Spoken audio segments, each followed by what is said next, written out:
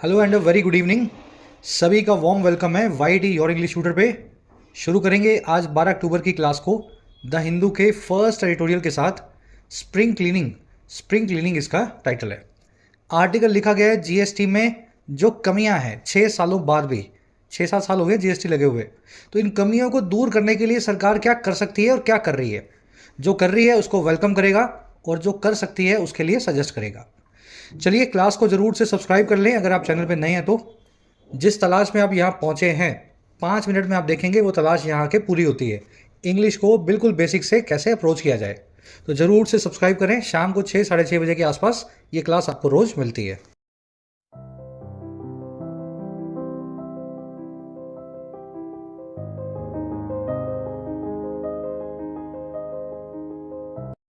Alright, देखिए class जब भी पढ़ते हैं तो इस क्विज़ को अपने को टारगेट बना के चलना होता है। तो आज ये 8-9 क्वेश्चंस हैं आपके पास। अच्छे से मन से क्लास को लेना और जो चीज़ें आप सीखें क्लास के लास्ट में इस क्विज़ पे अप्लाई करना। 9 में से 9 आपको मार्क्स मिले, इसी ऑब्जेक्टिव से क्लास को लिया करो। चलिए क्विज़ आपको लास्ट में दिखाएंगे। कह रहा है जी स्प्रिंग क्लीनिंग। अब ये क्या होती है स्प्रिंग क्लीनिंग? देखो स्प्रिंग जो है हिंदी मीडियम वाले तो एक ही मतलब जानते हैं, वो स्प्रिंग जो उछलता है, दबा देते हैं फिर वो उछल जाता है, स्प्रिंग होता है ना। लेकिन स्प्रिंग वर्ड के कई सारे मीनिंग्स हैं। स्प्रिंग का मतलब होता है बसंत। अंग्रेज़ क्या करते हैं, जब बसंत का मौसम आता है तो उनकी छुट्टियां वुट्टियाँ होती हैं स्कूलों की और सब तरह की, तो वो अपने घर की सफाई करते हैं, पूरे घर की, जैसे अपने यहाँ दिवाली के आसपास करते हैं ना इंडिया में। तो अंग्रेज़ों की जो स्प्रिंग क्लीनिंग होती है वो कॉम्प्रिहेंसिव क्लीनिंग होती है, जिसमें पूरा घर जो है वो हर चीज़ को निकाल के फिर धो के वापस रखते हैं। कह रहे हैं जी ऐसी ही स्प्रिंग क्लीनिंग यानी कि थोरो क्लीनिंग, डिटेल्ड क्लीनिंग हमें अब चाहिए जीएसटी नाम के इस टैक्स में। आई बात समझ में? जैसे दिवाली पे आप घर की सफाई करते हैं, वैसे ही जीएसटी के सिस्टम में काफ़ी कमियां हैं, उनकी भी सफाई होना जरूरी है। बात वही की जा रही है on GST regime reform. GST के रिजीम में यानी कि सिस्टम में जो रिफॉर्म्स हैं, जो सुधार है। समझ गए? चलो, स्प्रिंग वर्ड आपने आज सीखा होगा। स्प्रिंग का मतलब होता है बसंत, जब सारे पौधे और पेड़ खिलते हैं, स्प्रिंग का मौसम होता है। तो बसंत के लिए मैं लिख देता हूँ स्प्रिंग, ठीक है, स्प्रिंग। अब ये बाकी के 3 सीजन्स और हैं, गर्मी, सर्दी और पतझड़। गर्मी, सर्दी और पतझड़, इनको अंग्रेजी में क्या बोलते हैं? गर्मी तो सबको आता है ना, क्या लिखूं, हॉट? क्या लिखें? हॉट तो गर्म होता है भैया, गर्मी का मतलब होता है समर, ठीक है, समर्स लिख दो, गर्मियाँ, अगर गर्मियों की बात करते हैं तो, ठीक है। सर्दी को क्या बोलते हैं? कोल्ड। सर्दी को बोलते हैं चिल्ड, ऐसा ही बोलते हैं ना। देखिए चिल्ड कोल्ड जो है ये ठंडा गर्म ऐसे मत करो, सर्दियों के लिए प्रॉपर नाम बना हुआ है विंटर्स।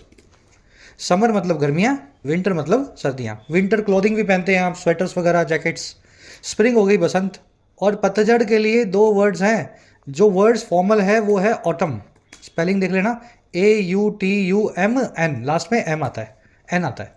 और दूसरा जो कोलोक्वियल वर्ड है यानी बोलने जाने वाला वर्ड है, लिखा कम जाए, वो होता है फॉल। फॉल और ऑटम दोनों का मतलब होता है पतझड़। फॉल जो है बोलने में आएगा, ऑटम थोड़ा सा फॉर्मल है, लिखने में आता है। तो ये चारों अपने मौसम जो है याद रखेंगे, आज के क्विज में 1 वर्ड में पूछे गए हैं। आगे बढ़ते हैं टाइटल पैराग्राफ पे, देखें क्या कहना चाह रहा है। कह रहा है fixing grey areas is good but the GST regime needs a broader reform road map. कह रहा है जो फिक्स करने का काम है, फिक्सिंग, जीरंडा देखो वर्ब की आईएनजी फॉर्म, सब्जेक्ट बन के आई है। कह रहा है जो फिक्सिंग का काम है, सही करने का काम है, मरम्मत करने का काम है ग्रे एरियाज को। ग्रे एरियाज कौन से एरियाज हैं?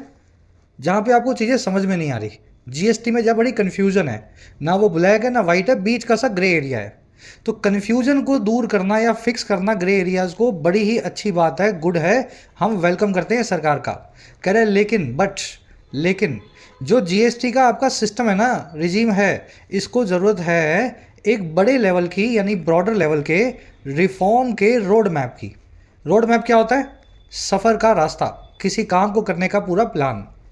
तो जीएसटी का जो रिजीम है ना, इसमें एक बड़ा रिफॉर्म लाने का प्लान बनाओ। छोटा मोटा आप ग्रे एरिया सही कर रहे हैं, कन्फ्यूजन को दूर कर रहे हैं, अच्छी बात है, हम उसको फिर भी वेलकम करते हैं। तो फिक्सिंग आपका सब्जेक्ट है, वर्ब की आईएनजी फॉर्म को सब्जेक्ट बनाया गया है, इसका मतलब ये बन गई जीरंट। और जीरंट हमेशा सिंगुलर वर्ब लेता है, इसलिए जीरंट की वर्ब है इज, ठीक है। जीएसटी रिजीम जो है आपका दूसरा सब्जेक्ट है, बट कंजंक्शन के बाद वर्ब है इसकी नीड्स। रिजीम एक सिंगुलर सब्जेक्ट है, इसलिए वर्ब को भी सिंगुलर रखा गया है। आगे बढ़ते हैं, आर्टिकल की सारी वोकैब पे नज़र डालते हैं। सारे वर्ड्स एक साथ देख लोगे तो कन्फ्यूजन नहीं होगी। एक लाइक और एक शेयर क्लास को जरूर से दें। और जिन बच्चों ने ऐप को डाउनलोड नहीं किया है, ज़रूर से अपनी एंड्रॉयड और iOS ऐप को डाउनलोड कर लेना। ऐप पे आपको सभी कोर्सेज मिलेंगे जिनमें पर्सनली आपको गाइडेंस मिल जाती है। राइटिंग के कोर्स में आपको लिखना सिखाया जाता है, आप लिख सकते हैं 70 से 80 घंटों में। इस कोर्स पे कुछ डिस्काउंट चल रहे हैं, फ़ायदा ले सकते हो इस कूपन कोड की मदद से आज। इसी तरीके से यूपीएससी कंप्लीट माइग्रेशन कोर्स में आपको UPSC prelims, mains, answer writing, essay, precis, grammar, vocab, everything is covered in this course. Hindi से, गुजराती से, बंगाली से, पंजाबी से आप इंग्लिश में माइग्रेट कर सकते हैं यूपीएससी किसी भी सिविल सेवा एग्जाम के लिए। इसका भी फ़ायदा ले सकते हैं। बैंकिंग का कोर्स भी अवेलेबल है जिसमें प्रीलिम्स, मेंस सभी बैंकिंग एग्जाम्स की आपको तैयारी करवाई जाती है। इसी तरीके से सभी एसएससी एग्जाम्स का भी फुल प्रैक्टिस पैकेज अवेलेबल है। Download the app today, comment section में ऐप का लिंक रखा है। चलिए अब आगे बढ़े, क्लास को शुरू करें। ये कॉन्टैक्ट नंबर है टीम से बात करने का व्हाट्सएप के थ्रू। ऑलराइट, वोकैब शीट है अपनी आज की स्प्रिंग क्लीनिंग की। अगेन 5-6 वर्ड्स हैं। शुरू करेंगे इक्विवोकैलिटी से। देखिए, वोकल मतलब बोलने वाला या बोलना। वोकल कॉर्ड्स आपके गले की वो कॉर्ड्स हैं जिनसे आपके गले की आवाज़ निकलती है। वोकल जो है बात करने से, वोकैबलरी है ना, बात करने से या बोलने से रिलेटेड होता है। इक्वू का मतलब होता है बराबर। इक्विवोकैलिटी का मतलब है जी आपकी मिक्स्ड इंडिकेशंस, जब आप बात दोनों तरफ की करने लगे। हाँ जी, फ़िलिस्तीन ने गलत तो किया है लेकिन इजराइल ने भी बहुत गलत किया है फ़िलिस्तीन के साथ, तो ये इक्विवोकैलिटी है आपकी। जब बीच की बात करते हो, कोई स्पष्ट बात नहीं करते हो, क्लियर अपनी कंक्लूसिव जो है स्टेटमेंट्स नहीं रखते हो, अंग्रेजी में उसी को बोलते हैं इक्विवोकैलिटी, क्योंकि आप वोकल हो रहे हो, दोनों ही तरफ से, दोनों ही तरफ की बात कर रहे हो। The world is anxious over the US's equivocality on the security of Taiwan. पूरी दुनिया परेशान है, एंशियस है अमेरिका की इक्विवोकैलिटी को लेकर के, अस्पष्टता को लेकर के या मिक्स्ड इंडिकेशंस को लेकर के ताइवान की सिक्योरिटी पे। कभी तो अमेरिका बोलता है ताइवान एक इंडिपेंडेंट कंट्री है, और कभी अमेरिका बोलता है ताइवान को मिलिटरीली हम हेल्प नहीं करेंगे। तो इक्विवोकैलिटी जो है अमेरिका दिखाता है। अब देखो, इक्विवोकैलिटी को वेगनेस, अनक्लैरिटी, एम्बिग्यूटी और एम्बिवेलेंस से भी बताते हैं। आज आप एम्बिग्यूटी नाम का वर्ड आर्टिकल में देखेंगे। चलिए, अगला वर्ड है अपना आज का सेट ऑफ। सेट ऑफ एक फ्रेजल वर्ब है, इसके दो मीनिंग्स हैं। पहला मीनिंग है किसी चीज़ की शुरुआत करना जिसको आप कंट्रोल ना कर पाएँ बाद में जाकर के। जैसे आपने अलार्म बजा दिया, अब वो बजता ही रहेगा जब तक बंद नहीं करोगे। जैसे कहीं आग लगा दी, वो आग चलती रहेगी जब तक पानी नहीं डालोगे। जैसे कहीं वॉर को शुरू कर दिया, जंग तब तक चलेगी जब तक कोई फैसला ना होगा या किसी का, समझ गए ना, बीच बचाव ना होगा। तो सेट ऑफ करना, किसी नेगेटिव चीज़ को शुरू करना जिसको बाद में रोकने की ज़रूरत पड़े, आप सीधे सीधे उसको कंट्रोल ना कर पाएँ, उसको कंट्रोल करने के लिए मशक्क़त लगानी पड़े। तो set of an alarm, set of a war, set of A bomb, है ना, इस तरीके से आप याद रखें। तो ये तो था पहला मीनिंग इस वर्ड का, अच्छे से समझ में आया। दूसरा जो मीनिंग है वो होता है ऑफसेट करना या काउंटर बैलेंस करना। ये जो काउंटर बैलेंस वाला मीनिंग है आपको अगले वाले जो है ना इस बॉक्स में बताया गया है। तो दूसरा मीनिंग अभी पेंडिंग रख लो। The recent confrontation between China and the US can set off a small scale war between the two rivals. हाल ही में जो कन्फ्रंटेशन या आमना सामना हुआ है चाइना और अमेरिका का, वो शुरू कर सकता है एक छोटे लेवल की वॉर को इन दोनों राइवल्स या कॉम्पिटिटर्स के बीच में। सेट ऑफ को ट्रिगर करना या स्पार्क करना भी बोलते हैं, ये वर्ड आप समझ चुके हैं। अब देखो, इसका जो दूसरा मीनिंग है ना ऑफसेट, ऑफसेट जिसका मतलब होता है काउंटर बैलेंस करना, दो चीज़ों को बराबर करना। जैसे आपके पास, आपको कोई काम करवाना है या करना है, लेकिन आपके पास टाइम नहीं है, लेकिन आपके पास मनी है, तो आप किसी को पैसा देंगे और उसको बोलेंगे मेरा ये काम करके दे। तो टाइम की कमी को आपने मनी से सेट ऑफ कर दिया। समझ पाए मेरी बात को? जैसे आपका पढ़ाई में मन नहीं लगा और आप अच्छे से पढ़ ना पाए, लेकिन स्पोर्ट्स में अच्छे थे, आप क्रिकेटर बन गए, तो अपनी पढ़ाई की जो कमजोरी है उसको स्पोर्ट्स के अंदर अच्छी परफॉर्मेंस से आपने सेट ऑफ कर दिया, करियर तो बन गया ना। तो ऑफसेट करना यानी दो चीज़ों को काउंटर बैलेंस करके बराबर लेकर के आना। तो ये जो ऑफसेट वाला मीनिंग है ना, ये सेट ऑफ का दूसरा मीनिंग है। मैं आपको ये समझाना चाह रहा हूँ, इसको ऑफसेट बोल दो या सेट ऑफ बोल दो। Your virtues can not offset your vices. आपके गुण कभी भी बराबरी नहीं करेंगे या भरपाई नहीं करेंगे आपकी बुराइयों की। मेकअप फॉर करना, कंपेंसेट फॉर करना, ये दोनों वर्ड्स आप आर्टिकल में देखेंगे, कंपेंसेट फॉर एंड ऑफसेट। बढ़े आगे, चलिए। अब एक ही चीज़ ध्यान रखना, सेट ऑफ का मतलब ऑफसेट होता है, लेकिन ऑफसेट का मतलब सेट ऑफ नहीं होता। पहले वाले मीनिंग के लिए सेट ऑफ ही इस्तेमाल होगा, काउंटर बैलेंस के लिए भी सेट ऑफ यूज हो सकता है, लेकिन ऑफ सेट का भी इस्तेमाल वहाँ पे कर सकते हैं। समझ रहे ना, ये वाला जो मीनिंग है वो इन दोनों वर्ड्स में कॉमन है, चाहे तो आप इन दोनों में से किसी को भी यूज़ करें।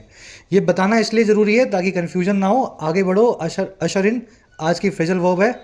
अशर इन का मतलब होता है किसी चीज़ को लेकर के आना, पहली दफ़ा इंट्रोड्यूस करना। The cold war ushered in a new era of nuclear weapons. Cold war ने अशर इन किया या इंट्रोड्यूस किया एक नए युग को, जो है न्यूक्लियर वेपन्स का, नाभिकीय वेपन्स का। इसको रिंग इन करना भी बोलते हैं। अशर इन का सिनोनिम रिंग इन आप आज आर्टिकल में इस फ्रेजल वर्ब को देखेंगे। चलिए लास्ट वर्ड है अपना आज का, जस्ट अ मिनट, हॉलिस्टिक। ये वर्ड बना है WH वाले होल से। होल का मतलब क्या होता है? पूरा, होल है ना, वहीं से हॉलिस्टिक आपने बनाया, लेकिन W को निकाल रखा है। हॉलिस्टिक मतलब जो पूरे लेवल पे काम करता हो, किसी चीज़ की पूरी पिक्चर होती है उसकी holistic picture, something taken as a whole. समझ गए ना, W हटा दिया है, बस इतना ही फर्क है इस वर्ड में। A holistic approach to good health gives a lot of emphasis on good diet and lifestyle. एक जो होलिस्टिक अप्रोच है या 100% जो अप्रोच है, कंप्लीट अप्रोच है अच्छी हेल्थ को लेकर के, वो बहुत सारा एम्फेसिस डालेगी अच्छी डाइट पे और लाइफस्टाइल पे। तो हेल्थ की अप्रोच सिर्फ दवाई से नहीं होनी चाहिए, अच्छी डाइट और लाइफस्टाइल होलिस्टिक अप्रोच का पार्ट होते हैं। कॉम्प्रिहेंसिव बोलते हैं इस वर्ड को। आप इस वर्ड को भी होलिस्टिक को आर्टिकल में देखेंगे। चलिए 5-6 वर्ड्स हैं, डिटेल में हो गए। अब आ जाओ आर्टिकल पे। समरी ये है कि जीएसटी में कई सारी कमियां थी और आज 6-7 साल हो चले हैं जीएसटी लगे हुए, लेकिन वो कमियां बरकरार हैं। धीरे धीरे कमियों को दूर करने की कोशिश की जा रही है और इस साल 2023 में सरकार बड़ी मुस्तैद है इन कमियों को दूर करने में। हाल ही में फिर से जीएसटी की मीटिंग हुई है काउंसिल की और कुछ कमियों को फिर से दूर किया गया है, कुछ एरियाज़ में फिर से क्लैरिटी लाई गई है। हमारा आर्टिकल कह रहा है कि ये जो आप कर रहे हैं ना, इट इज़ वेरी वेलकमिंग, हम सभी इसका स्वागत करते हैं। जीएसटी की कमियों को दूर करो, लेकिन कमियां इतनी सारी है कि आपको एक ब्रॉडर रिफॉर्म लाने की ज़रूरत है। बड़े स्केल पे रिफॉर्म करोगे तब ये छोटी छोटी कमियों को बार बार मीटिंग बुला करके रिजॉल्व करने की ज़रूरत नहीं पड़ेगी। टोन है आज की वेलकमिंग और सजेस्टिंग। जो सरकार कर रही है उसको वेलकम कर रहा है और जो कर सकती है उसको सजेस्ट कर रहा है।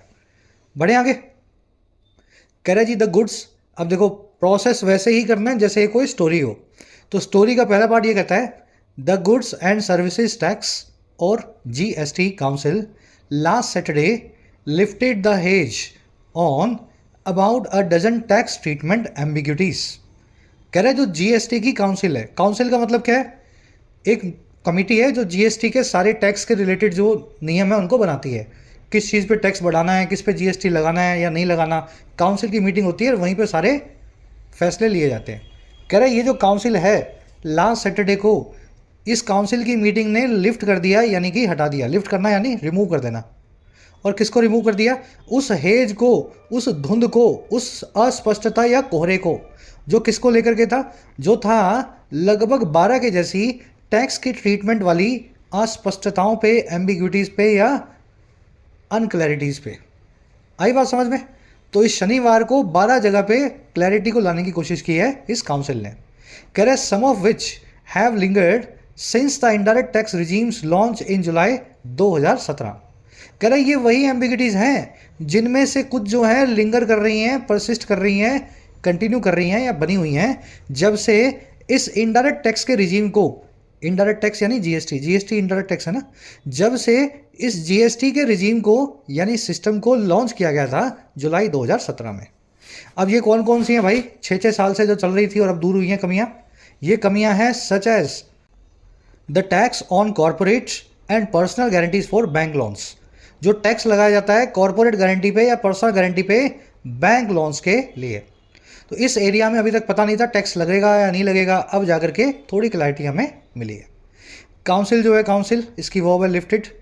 V2 यानी पास्ट का इस्तेमाल किया गया इंडेफिनिट का। Last Saturday adverb of time आपको दी गई थी, इसीलिए पास्ट इंडेफिनिट का इस्तेमाल करना जरूरी बना। पास्ट परफेक्ट भी आ सकता था, लेकिन उसके लिए एक और पास्ट इवेंट यहाँ पे होना चाहिए था। फिर ये इवेंट जो है पुराना हो जाता, ओल्ड हो जाता और पास्ट परफेक्ट में यानी हैड प्लस में V3 के साथ में लग जाता। तो वैसा केस तो है नहीं, इसलिए V2 का इस्तेमाल करेंगे। हेज का मतलब होता है कोहरा, धुंध, किसी चीज़ को लेकर के confusion. Ambiguity, एम्बिवलिटी, doubt, unclarity, vagueness, है ना, सब एक दूसरे के सिनोनिम है। अस्पष्टता की, अनक्लैरिटी की बात करते हैं। सम है एम्बिग्यूटीज़ के लिए सम की वर्ब है हैव लिंगर्ड। लिंगर का मतलब होता है किसी चीज़ का सर पे मंडराते रहना। ये सारी वही कमियां थी जो 2017 से हमारे सर पे लिंगर कर रही हैं, मंडरा रही हैं, एंड्यूर या परसिस्ट कर रही हैं, यानी बनी हुई हैं, ऐसा समझ लो ना। फिर क्या हुआ जी, कह रहा है जी it slash the GST on molasses from 28% to 5% with a view to lower cattle feed cost and ease up cash flows for sugar mills. कह रहा है जी इट ने स्लैश कर दिया। स्लैश का मतलब होता है काट छांट करके छोटा करना। इट है यहाँ पे जीएसटी की काउंसिल। जीएसटी काउंसिल ने काट छांट के छोटा कर दिया, कम कर दिया जीएसटी को मोलासिस पे। मोलासिस होता है जी गन्ने से रस निकाल लेने के बाद जो पीछे रह जाता है उसकी एक पाउडर फॉर्म या यूं कहते हैं उसकी एक लिक्विड मिक्सचर फॉर्म बना देते हैं, उसी से गुड़ बनता है जैगरी। समझ पा रहे हैं? तो इसने स्लैश कर दिया जीएसटी को गुड़ पे, ऐसा समझ लो मोलासिस पे। और कह रहे कहाँ से कहाँ तक, 28% से 5% पे। तो पहले 28 था, 5 हो गया, कम कर दिया। और ये क्यों किया? ये इन्होंने सारा काम किया विद अ व्यू टू, इस मकसद से। और क्या मकसद है? 2 मकसद है। पहला मकसद है कैटल फीड की कॉस्ट को कम करना। कैटल फीड मतलब जानवरों का चारा, कॉस्ट यानी कीमत। तो जानवरों के चारे की कीमत कम हो जाए, ये था मकसद नंबर 1। मोलासिस जो है शायद जानवर खाते होंगे। और दूसरा क्या है? ईज अप करना यानी आसान बनाना कैश फ्लोज को, पैसे के बहाव को शुगर मिल्स के लिए। अच्छा क्यों? सो दे मे पे फार्मर्स ड्यूज फास्टर, ताकि वो किसानों को जो गन्ना उगाते हैं उनकी ड्यूज को फटाफट चुका सके।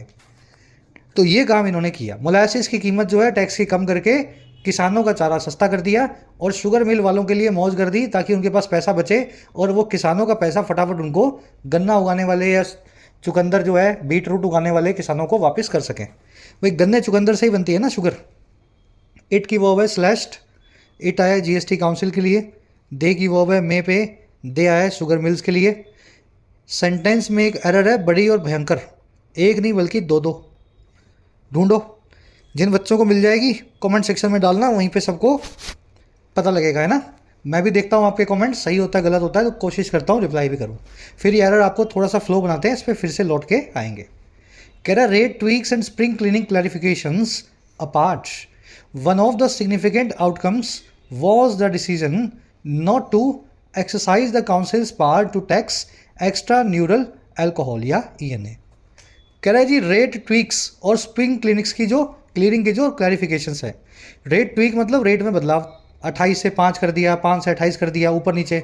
और स्प्रिंग क्लीनिंग की जो क्लैरिफिकेशन है यानी बड़े बदलाव की या बड़ी सफाई के जो गाइडलाइंस हैं, कह रहे ये सब तो आई हैं, इनको कर दो अपार्ट, इन चीज़ों को साइड में रख दो, एक तरफ कर दो। कह रहे इसके बाद क्या हुआ? इसके बाद ये हुआ एक जो सिग्निफिकेंट आउटकम था, एक जो बड़ा आउटकम था इस वो था ये कि डिसीजन आया कि एक्सरसाइज नहीं किया जाएगा या इस्तेमाल में नहीं लिया जाएगा काउंसिल की उस ताकत को जो है टैक्स लगाने की ENA नाम के केमिकल पे। तो ये रेट ट्वीक फीक तो सब ठीक है, साइड कर दो। बड़ी जो चीज़ इस काउंसिल में हुई ना वो ये हुई कि काउंसिल ने बोल दिया अपनी पावर का इस्तेमाल नहीं करेंगे, ENA पे टैक्स नहीं लगाएंगे। और ये ENA क्या होता है भाई? Used for alcoholic liquor. ये अल्कोहलिक लीकर बनाने के लिए इस्तेमाल किया जाने वाला इंग्रेडिएंट है। ENA आप लेकर के आते हो, उसी को डिस्टिलरी में डिस्टिल करके बियर बनाते हो, ब्रूअरी में बियर जो है वाइन बनाते हो।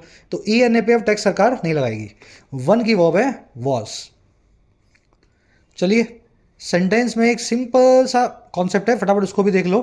1 जब भी आएगा अपने बाद में ऑफ लेगा और फिर लेगा एक प्लूरल नाउन। लेकिन 1 जो है ना 1, इसकी वर्ब होगी हमेशा सिंगुलर। ऐसा क्यों होता है भाई? सिग्निफिकेंट आउटकम्स कई थे, उन्हीं में से एक की बात की जा रही है। जब कई थे इसीलिए उनको प्लूरल में लिखना पड़ेगा। मैं हमेशा यही बोलूँगा ना, मेरे दोस्तों में से एक दोस्त मेरा पड़ोसी है। अगर मेरा दोस्त ही एक है तो फिर दोस्तों में से एक दोस्त कैसा? एक ही दोस्त है, वही मेरा पड़ोसी है। तो जब मैं दोस्तों में से एक दोस्त निकाल रहा हूँ, आउटकम्स में से एक आउटकम निकाल रहा हूँ, तो आउटकम्स हमेशा प्लूरल होगा और आउटकम जो होगा उसकी वर्ब हमेशा सिंगुलर होगी। तो इस फॉर्मूला को हमेशा याद रखना है, 1 टेक सिंगुलर वर्ब। कह रहे जी with alcohol for human consumption still outside the GST net, the indirect tax levy on ENA और high strength portable alcohol a key ingredient could not be set off। Sentence लंबा है, इतने समझो। कह रहे जी इस चीज़ के साथ ही विद, और किस चीज़ के साथ?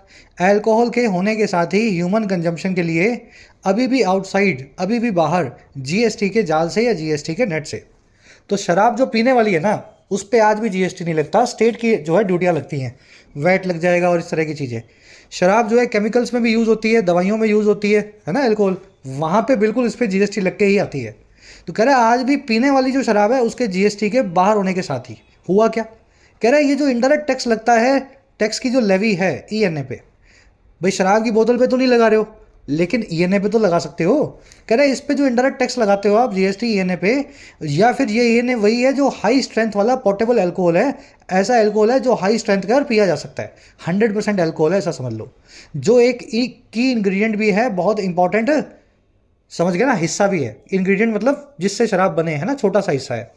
कह रहे हैं ये जो लेवी है ना, इसको आप सेट ऑफ नहीं कर पा रहे थे या ऑफ सेट नहीं कर पा रहे थे, कंपेंसेट या भरपाई नहीं कर पा रहे थे स्टेट की लेवीज के खिलाफ, against state levies on the final project, final product पे। तो ऐसा नहीं है अगर आप पनीर लेकर के आए, फिर आपने सब्जी बनाई, हलवाई की दुकान है आपकी, फिर सब्जी बेच रहे हो तो पनीर पे भी टैक्स दोगे, सब्जी बनाने के लिए सामान लाए उस पर भी टैक्स दोगे, फाइनल सब्जी पे भी जीएसटी लगेगा, ऐसा नहीं है। जो पनीर पे टैक्स लगा उस टैक्स को आप फाइनल जो टैक्स लगेगा उसमें से माइनस करोगे, इसको बोलते हैं अंग्रेजी में सेट ऑफ करना, जीएसटी में सिस्टम बना हुआ है। लेकिन शराब पे तो जीएसटी लगता ही नहीं है, तो फाइनल में कैसे सेट ऑफ करें? ईएनए पे तो सरकार जीएसटी लगा लेगी क्योंकि ये कच्ची शराब है, कच्ची शराब पे लगा लेती है, लेकिन जब फाइनल प्रोडक्ट बना उस पर जीएसटी लगता ही नहीं है, तो माइनस किस में से करें? तो इसलिए फाइनल प्रोडक्ट पे अल्टीमेटली सरकार इनडायरेक्टली जीएसटी लगा ही रही थी। स्टेट लेवीज के अंदर इस ईएनए का जीएसटी ऑफसेट नहीं हो सकता। जीएसटी लगाया सेंट्रल गवर्नमेंट ने और वैट लगा रही है राजस्थान की सरकार या गुजरात की सरकार, तो आपस में काउंटर बैलेंस नहीं होंगे ना। तो इसलिए ये समस्या इन्होंने इस बार दूर कर दी, इन्होंने बोल दिया हम तो ईएनए पे भी जीएसटी ना लगाएंगे। मैं कोशिश कर रहा हूँ समझाने की टेक्निकल फॉर्म में, हो सके जितना समझ में आया हो, फिर कभी आएगा ये टॉपिक तो फिर बता देंगे आपको। लेवी जो है इसका मतलब होता है टैक्स, लेवी की वर्ब है could not be set of.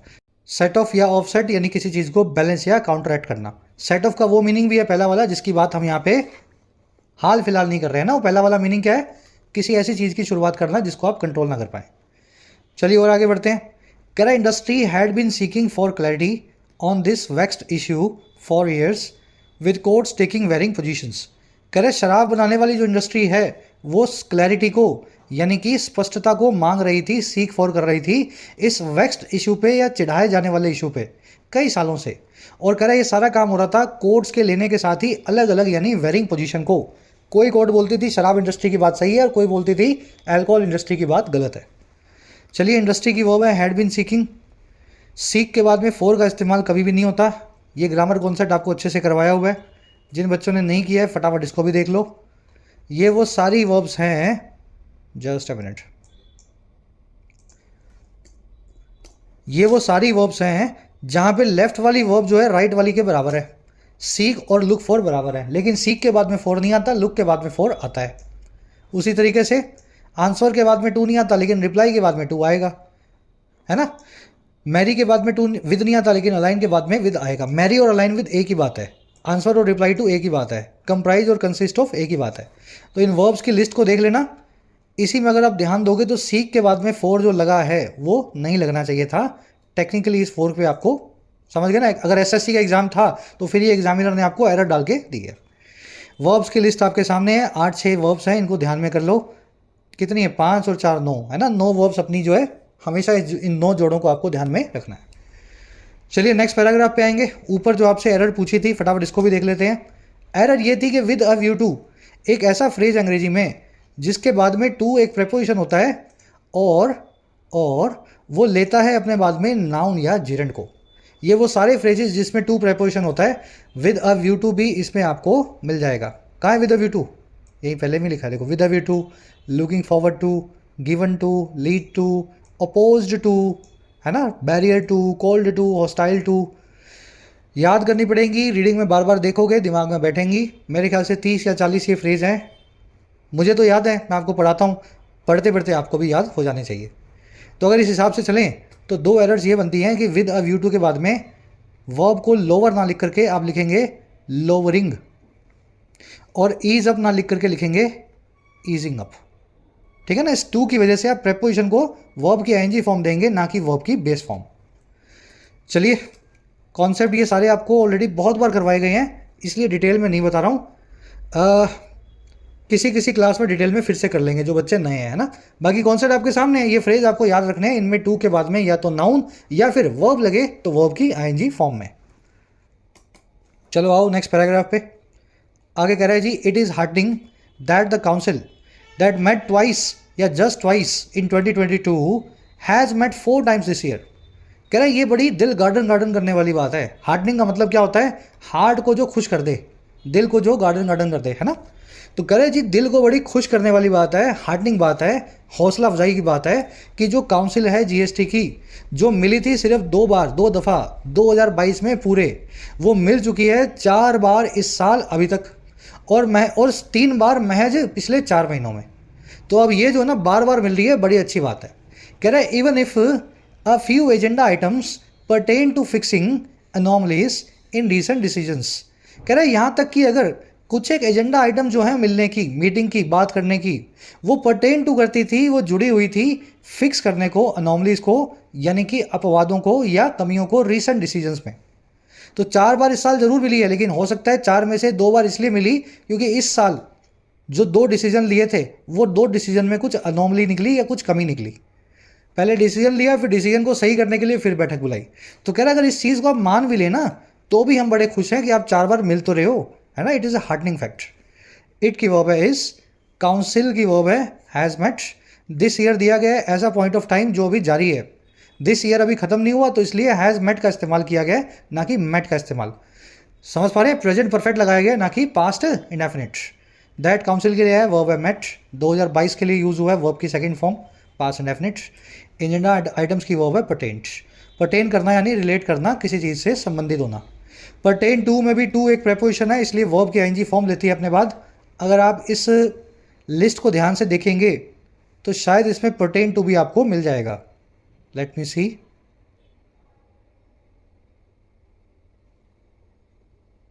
नहीं मिला, नहीं मिला, कोई बात नहीं, यहाँ लिख देते हैं, एक खाली जगह बची है ना, परटेन, परटेन टू। मुझे ऐसा याद आ रहा है मैंने इसमें ऐड किया था, शायद नहीं किया, है ना। चलो, तो परटेन टू में भी टू एक प्रेपोजिशन है, इसलिए टू के बाद में वर्ब की आईएनजी फॉर्म का इस्तेमाल किया गया है। अनोमली का मतलब होता है अपवाद या एक्सेप्शन। कह रहे जी with the age norms for the president and members of long awaited GST appellate tribunals now harmonized with other tribunals, a clearly avoidable oversight, one hopes they will become operational soon. कह रहे जी और इस चीज़ के साथ ही with जो एज की नॉर्म्स हैं प्रेसिडेंट की और दूसरे मेंबर्स की, जो है long awaited GST appellate tribunals के। जीएसटी एपिलेट ट्रिब्यूनल्स ऐसी कोर्ट्स होंगी जहां पे आप अपने जीएसटी के नोटिस के खिलाफ खुद को डिफेंड कर सकते हैं। ये आज तक नहीं बनी, हर शहर में बननी थी, 6 साल हो गए जीएसटी आए, आज तक नहीं बनी। कह रहे जी अब जीएसटी की एपिलेट जो ट्रिब्यूनल है, इसके प्रेसिडेंट और जो दूसरे मेंबर्स हैं उनकी एज नॉर्म्स के अब हार्मोनाइज हो जाने के साथ ही या बराबर आ जाने के साथ ही दूसरी ट्राइब्यूनल्स के, ऐसी और भी तो ट्राइब्यूनल्स होंगी ना, इनकम टैक्स की या किसी और टैक्स की। कह रहा हुआ क्या? कह रहा है जी जो कि अपने आप में क्लियरली अवॉइडेबल ओवरसाइट थी, जो कि एक ऐसी चूक थी सरकार की तरफ से जिसको सरकार अवॉइड कर सकती थी। आपने इनकी एज नॉर्म्स पहले ही इनके हिसाब से बनानी थी। कह रहा है अब जो हो गया काम ना सही, अब कोई भी आदमी ये होप करेगा कि ये जो अदालतें हैं ये ऑपरेशनल हो जाएंगी या काम करने लगेंगी बहुत ही जल्दी। 7 साल से सुन रहे हैं बनेंगी बनेंगी बनेंगी, अब लगता है फाइनली शायद ये बनी जाएंगी। वन का मतलब है कोई भी इंसान, कोई भी के लिए वन का इस्तेमाल होता है, हमेशा सिंगुलर होगा ये। होप्स इसकी वर्ब है, दे की वर्ब है विल बिकम। कह रहे for consumers and producers however the biggest matter of concern should be the council's resolve to meet at a future date. कह रहे लेकिन कंज्यूमर और प्रोड्यूसर्स की बात करें, फैक्ट्री के मालिकों और आपकी और मेरी बात करें, तो हमारे लिए जो सबसे बड़ा मैटर ऑफ कंसर्न है, सबसे बड़ा मामला है, मुद्दा है, वो होना चाहिए जीएसटी काउंसिल का रिजॉल्व यानी कि इरादा या संकल्प कि वो मीट करेंगे फिर एक फ्यूचर डेट पे किसी आने वाले दिन। तो हमारा कंसर्न यही है कि जो जीएसटी काउंसिल ने वादा किया है ना मिलने का, वो मिल जाए बस। और क्यों मिले भाई, क्यों कंसर्न है हमारा? ये मिलेंगे exclusively to discuss what Finance Minister Nirmala Sitharaman termed perspective planning on the GST compensation cess। कह रहे ये मिलेंगे खास करके एक्सक्लूसिवली, खास इसी चीज़ के लिए एक्सक्लूसिवली कि ये डिस्कस करेंगी उस चीज़ को वट जिसको हमारी फाइनेंस मिनिस्टर निर्मला सीतारमण ने नाम दिया है, टर्म दिया है पर्सपेक्टिव प्लानिंग। पर्सपेक्टिव का मतलब होता है नज़रिया, प्लानिंग का मतलब होता है योजना। और ये प्लानिंग किस पे है? प्लानिंग है जीएसटी के कंपनसेशन सेस पे। And what kind of surcharge it could be replaced with, और किस टाइप के सरचार्ज से इसको रिप्लेस किया जा सकता है। तो जीएसटी पे कंपनसेशन सेस लगता है। अगर आपने 18% जीएसटी दिया है ना, तो ऊपर सेस भी दोगे, देख लेना कितने परसेंट है वो। तो 18 पॉइंट कुछ परसेंट आपको जीएसटी देना पड़ता है। तो जो कुछ पॉइंट परसेंट का जो कंपनसेशन सेस है, जिसकी म्याद थी 5 या 6 साल, जो पूरी भी हो चुकी है कब की, लेकिन आज भी वो चल रहा है, और इस वजह से आप और मैं जीएसटी की इस सेस की वजह से ज़्यादा पैसा जो है हर चीज़ का चुका रहे हैं, चाहे बिस्किट्स हों, चाहे खाने का सामान हो, कोई भी चीज़। तो हमारा मुद्दा यही है कि काउंसिल ने बोला है हम फिर मिलेंगे कुछ दिनों बाद। अब हमारा मुद्दा ये है कि वो मिलें और इस सेस के ऊपर कुछ प्लानिंग करें, इसको कब हटाना है या फिर इसको किसी नए सरचार्ज से रिप्लेस करना है। समझ गए ना? चलिए, मैटर ऑफ कंसर्न की वर्ब है should be. Matter of concern यानी चिंता का मुद्दा। एक्सक्लूसिवली का मतलब होता है खास करके, पर्टिकुलरली किसी चीज़ के लिए। निर्मला सीतारमण की वर्ब है टर्म्ड। टर्म का मतलब होता है किसी चीज़ को कोई नाम देना। पर्सपेक्टिव प्लानिंग में पर्सपेक्टिव का मतलब है आपका नज़रिया। सर चार्ज जो होता है, चार्ज के ऊपर लगने वाला चार्ज होता है। जीएसटी सेस भी एक चार्ज का सरचार्ज ही है। वे चार्ज है 18% जीएसटी, और ऊपर सरचार्ज भी दे रहे हो 2%, 1%, है ना? तो ये सरचार्ज जो है चार्ज का चार्ज होता है, ऐसा समझ लो। चलिए, थोड़े से मुश्किल हैं सेंटेंसेस, लेकिन कोशिश कर रहे हैं मीनिंग भी निकाल के बताएं और स्ट्रक्चर भी समझाएं। अगर आपको ये मुश्किल लग रहे हैं तो फिर समझ लो आपकी रीडिंग जो है उतने रेगुलर आप रीडिंग में नहीं हो। कह रहा originally packaged as a time bound levy on top of a goods and simple tax to compensate states for revenue losses for the first 5 years of GST, the COVID-19 pandemic's hit on tax collections had triggered an extension of the cess levy. कह रहा है अब ये है क्या compensation cess, क्यों लगता है? कह रहा है जी ओरिजिनली जिसको पैकेज किया गया था, जिसकी पैकिंग की गई थी एक टाइम बाउंड लेवी के तौर पे, एक समयबद्ध टैक्स के तौर पे 5 साल 4 साल लगाएंगे। और किस पे लगाएंगे? गुड एंड सिंपल टैक्स के ऊपर, यानी जीएसटी के ऊपर। और क्यों लगाएंगे? ताकि ये टैक्स का पैसा स्टेट्स को जा सके, राज्यों को जा सके, उनकी कंपेंसेशन हो सके, भरपाई हो सके उस लॉस की रेवेन्यू के, जो पहले 5 साल जीएसटी की वजह से उनको लगेगा। पहले स्टेट अपना 70% वैट लगा लेती थी किसी चीज़ पे, बाद में जीएसटी आ गया, 18-28% मैक्सिमम है। तो स्टेट्स ने बोला ये तो गलती हो गई हमसे, जीएसटी हमें चाहिए ही नहीं। तो सरकार ने बोला कोई बात नहीं, जीएसटी लगने दो, अभी आपको जो कमी होगी उस कमी की भरपाई के लिए हम लोगों से ही सरचार्ज लेंगे और वो आपको दे दिया करेंगे, 5 साल तक ये रहेगा। तो कह रहे हैं ओरिजिनली जो इस तरीके से पैकेजिंग में आया था 5 साल की शेल्फ लाइफ के साथ। कह रहा हुआ क्या? कह रहे कोविड-19 की पैंडमिक की मार ने जो टैक्स कलेक्शन पे आई, उसने ट्रिगर कर दिया इसके एक एक्सटेंशन को, इसके एक फैलाव को, इस सेस के जो लेवी किया जाता है सो कॉल्ड डीमेरिट गुड्स पे। सो कॉल्ड मतलब वैसा कहे जाने वाले, डिमेरिट मतलब हार्मफुल गुड्स या लग्जरी गुड्स जिनकी ज़रूरत आपको नहीं है, जैसे कि such as aerated drinks, tobacco products and automobiles. और ये सब तक हुआ है कब तक? 2026 तक। तो बाकी चीज़ों पे सेस हट गया, लेकिन अगर आप कोक पियोगे, एरेटेड ड्रिंक्स क्या होती हैं? कार्बन ड्रिंक्स जिनमें बबल्स होते हैं ना, कोक है, पेप्सी है, कोई टबैको प्रोडक्ट्स यूज़ करोगे या कोई गाड़ी वाड़ी चलाओगे, इन पे आज भी सेस जो है जारी है। समझ में आ गया सेंटेंस? 5 साल के लिए लगना था, लेकिन 5 साल बाद हटा करके इन चीज़ों पे आज भी जारी रखा गया है। हिट मतलब मार, इसकी वर्ब है हैड ट्रिगर्ड। डिमेरिट गुड का मतलब होता है जी ऐसे गुड जो लग्जरी हैं, जिनकी आपको ज़रूरत नहीं है या फिर आपकी बॉडी को हार्मफुल है। वो शराब है, सिगरेट्स है ना, ये सब डिमेरिट गुड्स है। इनको सिन गुड्स भी बोलते हैं, आगे ये फ्रेज भी देखेंगे। चलिए, लंबा सेंटेंस था, कोशिश भरपूर की है, एक बार इसको रिपीट कर लेना अगर कन्फ्यूजन लगे तो। कह रहा है जी discouraging some sin goods may be desirable. कह रहे हैं हम भी कह रहे हैं डिस्करेज करना सिन गुड्स को बड़ी अच्छी बात है। भाई कोका कोला पे लगाओ टैक्स जितना लगाना है, गरीब आदमी का क्या काम है कोका कोला का, रेड बुल का या फिर टोबैको प्रोडक्ट्स का। तो सिन गुड्स को डिस्करेज करो, टैक्स लगा के महंगा बनाओ, हम चाहते हैं, इट इज़ डिज़ायरेबल। कह रहे लेकिन दिक्कत क्या है? दिक्कत यह है however bringing in a new cess must not be done in isolation. कह रहे लेकिन रिंग इन करना, अशर इन करना, लेकर के आना, इंट्रोड्यूस करना एक नए सेस को, उसको, इस काम को आपको आइसोलेशन में नहीं करना है, अलग थलग करके नहीं करना है। और कैसे करना है? But as a part of the broader rationalization of GST's complex multi rate structure.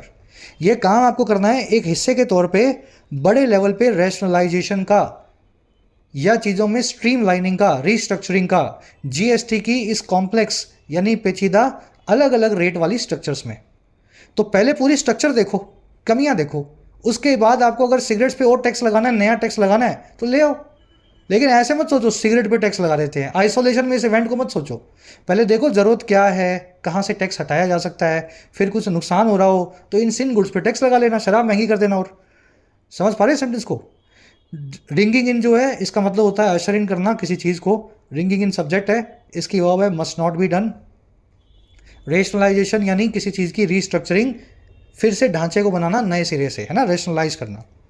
Correct, that rationalization exercise initiated 2 years ago unfortunately remains off the table. कह रहे ये रीस्ट्रक्चरिंग की एक्सरसाइज जो है ना, जो 2 साल पहले आपने शुरू की थी सरकार ने, वो आज भी ऑफ द टेबल है, आज भी अंडर कंसिडरेशन नहीं है। आपने कहा था हमने शुरू कर दी है, लेकिन किया क्या आज तक किसी को पता नहीं। ऑफ द टेबल है, कह रहे ये आज भी ऑफ द टेबल है despite robust revenue inflows in recent times. और ये सब कुछ तब है जब बावजूद इसके बहुत तगड़े और रोबस्ट रेवेन्यू के इनफ्लोज आए हैं, कमाई के जरिए आए हैं रिसेंट टाइम्स में। इनफ्लो मतलब जेब में आना, रेवेन्यू मतलब कमाई। तो जीएसटी से खूब कमाई हो रही है, बावजूद इसके आप इसका रेशनलाइजेशन करने को तैयार नहीं हो। एक्सरसाइज की वर्ब है remains. Something is of the table यानी उस चीज़ पे कोई कंसीडरेशन या कोई एक्शन लेना बाकी है। ऑन द टेबल इसका बिल्कुल उल्टा होता है, कोई चीज़ अंडर कंसीडरेशन है या अंडर इम्प्लीमेंटेशन है। कह रहा है frequent tweaks of irritants aside the GST regime needs a holistic reform plan. कह रहा है ये बार बार के जो चेंज करते हो गलत चीज़ों को, इरिटेंट्स को, कह रहा है इनको अलग कर दो।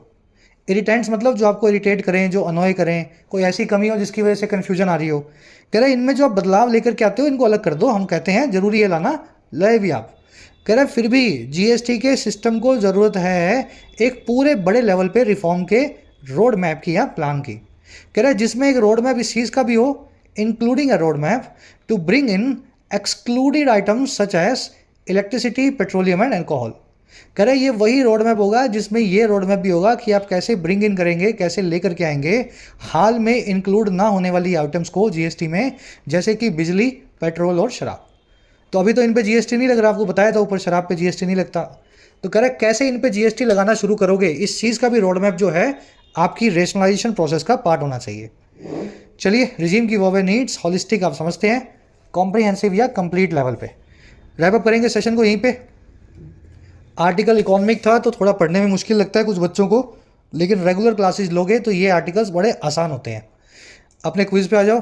फर्स्ट क्वेश्चन में पूछा है टैक्स जो है ईएनए पे, ये एक झगड़े का मुद्दा क्यों है?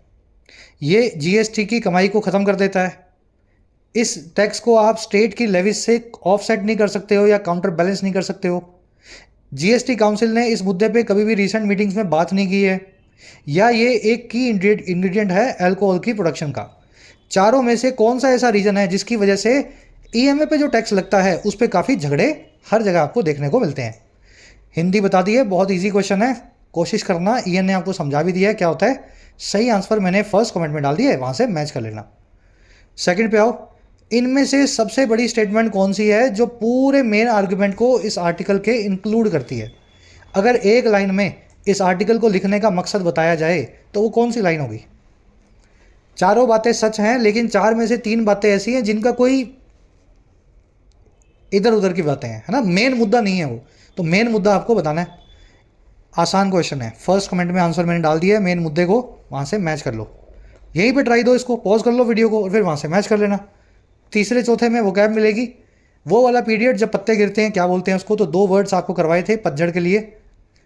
सूटेबल टू ईट हो उसको क्या बोलते हैं, ये मैं शायद करवाना भूल गया। आज एक वर्ड आया था पोर्टेबल। पोर्टेबल का मतलब है जो पीने लायक हो, और जो खाने लायक हो, जो सूटेबल टू ईट हो, उसके लिए कौन सा वन वर्ड होता है, मैंने आपसे पूछा है।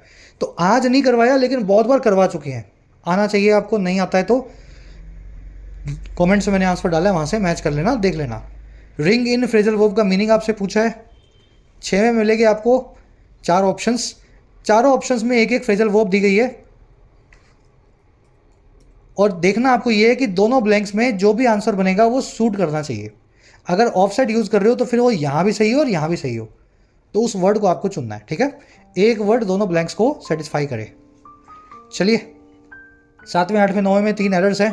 पहली एरर मिलेगी 1 की वजह से, दूसरी एरर मिलेगी कंसिस्टेंट की वजह से, और तीसरी एरर मिलेगी लुक फॉरवर्ड टू के आसपास या इसकी वजह से। नेक्स्ट क्लास में आपसे मुलाकात लेंगे। क्लास को एक लाइक और एक शेयर जरूर से दें। कोर्सेज भी अवेलेबल है चैनल पे, राइटिंग का, एसएससी का, बैंकिंग का, यूपीएससी का, फ़ायदा कोर्सेज का ले सकते हैं। थोड़ा टाइम दिया करो कोर्स को लेने और एग्ज़ाम के बीच में, 2-3 महीने अगर दोगे ना खुद को, तो कोर्स का मैक्सिमम बेनिफिट मिल सकता है। ये नंबर भी है व्हाट्सअप का, टीम से आप बात कर सकते हैं via WhatsApp on this number regarding courses.